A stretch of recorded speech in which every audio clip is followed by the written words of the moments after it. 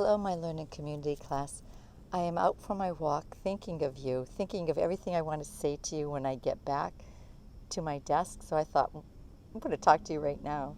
First of all, I know for some people the technology with the VoiceThread has thrown you for a loop.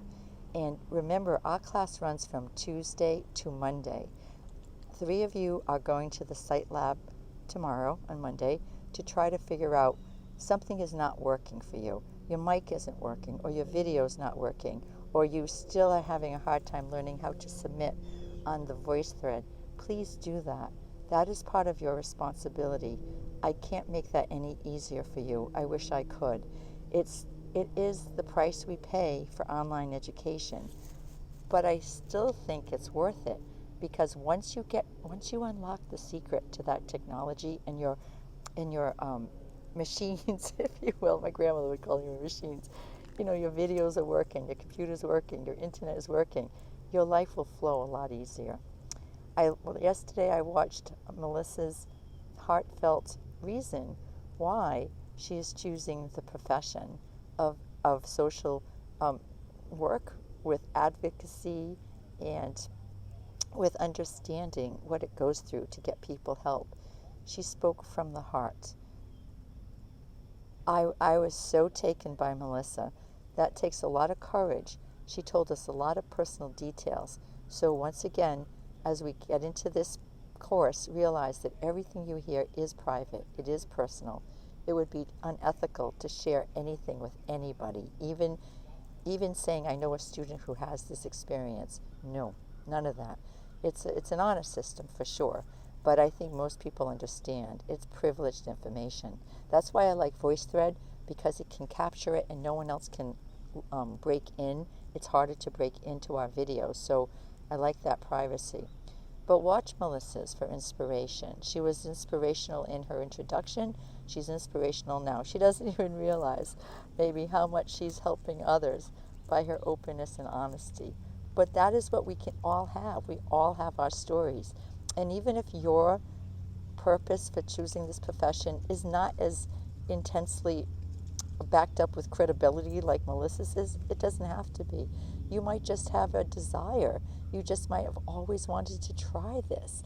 That's also incredibly valuable. So do not look as if your connection to this class is not as valuable. We are all here for a reason. There's a reason why we all met in this class.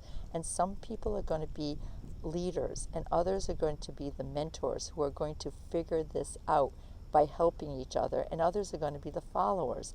I was definitely a follower when I first started college. I wasn't really sure what I wanted to do or even why I wanted to do it, but I knew there was something in going to school to be a teacher that I wanted to explore. So I had a lot of leaders and mentors along the way, and I'm grateful for all of them. So do not put yourself in a category of, because one person wrote to me who said they didn't have enough to say and they were afraid that Professor Heaney was going to be upset with them when you write your paper to her. No, she's not. She just wants to see where you're at this point. And for me, I am looking at delivery. The more sincere you are with your words, the better your delivery. And we're all practicing our oral communication skills. This is just practice. But it also brings a nice time capsule of how you were thinking right here, right now, and how much that may change in the next 3 months, year, 2 years, as you do gain more experience and insight. That's what growing is all about. So do keep your appointments with the site lab or the help desk to help you conquer through your technological machine so it doesn't block you. Please stay with it.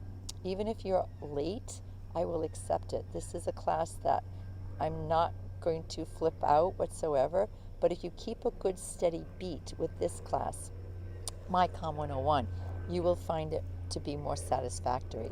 It was designed for success. It was not designed for an avalanche of work.